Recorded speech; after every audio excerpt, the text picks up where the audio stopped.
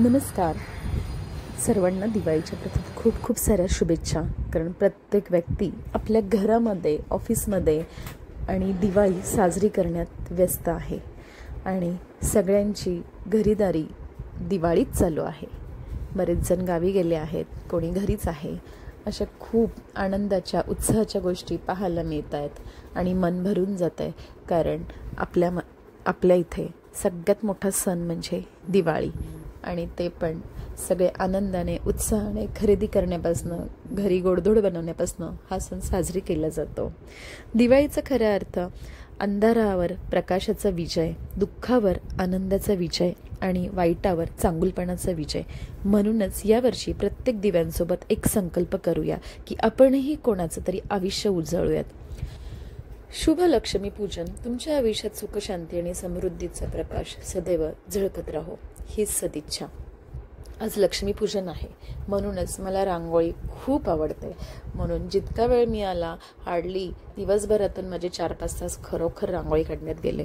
कारण माझं इच्छा होती की आज घर इतकं सजवायचं ना. तरी पण मी सकाळी 12 वाजल्यापासून जे कामाला लागले, तरी पण मला सगळे प्रयत्न कितीही फास्ट करण्याचा केला तरी मला 4-5 वाजलेच. कारण गालीच्या रांगोळी म्हणजे संस्कार भरती रांगोळी मला खूप आवडते आणि मनसोक्त मी काढत बसते.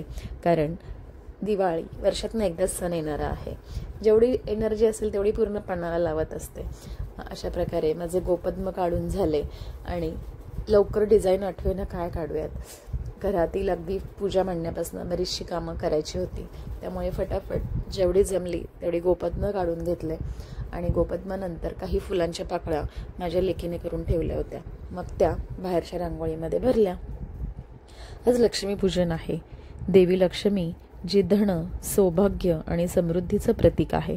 असं म्हणतात की आजच्या दिवशी ती पृथ्वीवर भ्रमंती करते आणि ज्या घरात स्वच्छता, उजळपणा आणि शांत वातावरण असतं तिथे ती स्वतः वास करते. म्हणूनच आपण आज दिवाळीच्या दिवशी घर सजवतो. तुम्ही बघू शकता, माझ्या लेकीने काही पाकळ्या बनवून ठेवल्या होत्या, मग त्याचा वापर मी कडेने रांगोळीच्या भोवती केला. कारण फ्लॅट सिस्टीम असल्यामुळे खूप मोठाही रांगोळ्या काढता येत नाही. पण मला खरं सांगते, रो हाऊस म्हणा, बंगलो म्हणा, चाळीतलं घर म्हणा आणि बैठं घर खूप आवडतं. पण जेव्हा स्वामींच्या कृपेने नशिबात असेल तेव्हा माझं ते घर नक्की होईल आणि माझं स्वप्नही लवकर पूर्ण होईल असं मला नक्की वाटतंय. कारण फ्लॅट सिस्टीममध्ये खरं तर मला कंजेस्टेड नको वाटतं. पण ठीक आहे, प्रत्येकाच्या अडचणी असतातच आणि आजकाल फ्लॅट सिस्टीममुळे बाजूला कोण राहतं आहे ह्याचं पण माहिती नसतं. तरी पण बऱ्यापैकी कोणाला रांगोळी काढायची गरजच नाही पडणार एवढ्या मोठ्या रांगोळ्या मी पूर्ण माझ्या फ्लॅटच्या समोर आणि बाजूच्या फ्लॅटमध्ये पण दिसेल एवढ्या मोठ्या रांगोळ्या काढल्या होत्या. अशा प्रकारे रांगोळी काढून झाल्यानंतर आतमध्ये घरात सुद्धा रांगोळी काढली आणि फुलं तशी महाग होती, 100 रुपये किलोने फुलं आणली. कारण दसऱ्याला त्याच्यापेक्षा स्वस्त होती. पण कोणतेही काम सोपं नाही बरं का. पाकळ्या करण्यापासनं, कचरा उचलण्यापासनं सगळी कामं करावी लागतात आणि बसून बसून कंबर दुखते, रांगोळीकडे कमरेत पेन होतं. तरी पण प्रयत्न सोडायचे नाही. अशा प्रकारे तुम्ही बघू शकता, माझ्याकडे खूप सारे कॉईन साठले होते. कारण आश्रमात आपला जो स्वामींचं मंदिर आहे तिथे बरेचसे कॉईन जमा झाले ते दक्षिणा म्हणून. त्यामुळे सगळे कॉईन घेऊन तुम्ही बघू शकता अशा प्रकारे आम्ही डेकोरेट केलं.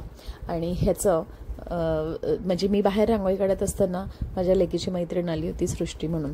तिने खूप सारी मला मदत केली रांगोळी काढण्यात आणि लक्ष्मीपूजन करण्यात. कारण मी रांगोळी काढण्यात व्यस्त होते, त्यामुळे तोपर्यंत तिने टेबलावरची थोडीफार पूजा उरकून घेतली. कारण ती सुद्धा मैत्रीण म्हणून अस्मिताकडे आली होती. अस्मिता म्हणजे माझी मुलगी. आणि तिने खूप सारी मदत केली. बाहेरची रांगोळीसुद्धा मी काढून घेतली. तोपर्यंत तिने आतली थोडीफार पूजा मांडली आणि बाकी काही बॅकग्राऊंड करायचं होतं ते मी करून घेतलं. आणि घरात असे छोटे छोटे फुलांचे सजावटी केल्या. माझंही सगळं असं छान आवरून झालं होतं आणि दिवाळीची साडी आणली, पण त्याच्यावर ब्लाऊज मॅच होईना, त्याच्यामुळे आपली रेग्युलर जी असते साडी घातली. अशा प्रकारे लक्ष्मीपूजन केलं आणि घरातलं वातावरण आपलं किती उत्साही, आनंदी होतं या पूजेमुळे. गॅलरी छोटी असल्यामुळे आकाशकंदील लावून छोट्या छोट्या माळा आधीच लावून ठेवल्या होत्या आणि सगळीकडे झगमगाट अशी बघायला मिळते दिवाळीमध्ये. आणि जेवढं जमेल तेवढं छानसं डेकोरेट केलं. मुलांनी आवरलं, पणत्या लावल्या आणि मी हे स्टँड बुराळीमधनं घेतलं होतं फक्त 500 रुपयामध्ये. तर त्या स्टँडचा वापर मी अशा प्रकारे केला, कारण त्याच्यावर पंती बसत नव्हती, त्यामुळे त्या छोट्या छोट्या कॅन्डल्स मी तिथे लावल्या. आणि लक्ष्मी तिथेच तीन टेबल केले होते, एक स्क्वेअरवाला आणि 2 सर्कलवाले, कारण घरी म्हटलं खाली पूजा मांडायला प्रॉब्लेम नाही आहे, पण आमचे मणिमाऊ इतके त्रास देतात ना, इतके उड्या मारतात, त्याच्यामुळे पूजा आम्ही यावर्षी टेबलावरच मांडली. लेकीचं पण आवरून बऱ्यापैकी झालं होतं. सुरू केले फटाके वाजवायला. गॅलरीतनं जेवढे दृश्य टिपता आले तेवढे व्हिडिओच्या माध्यमातून काढून घेतले. आणि अशा प्रकारे मी निघाले वृद्धाश्रमात, कारण तिथे सुद्धा आजी आजोबांसोबत मला दिवाळी साजरी करायची होती. आणि घराच्या बाहेर पडल्यावर हे इतकं सुंदर, प्रत्येकाच्या घरी, प्रत्येकाच्या फ्लॅटमध्ये, गॅलरीमध्ये लाइटिंगच्या माळा.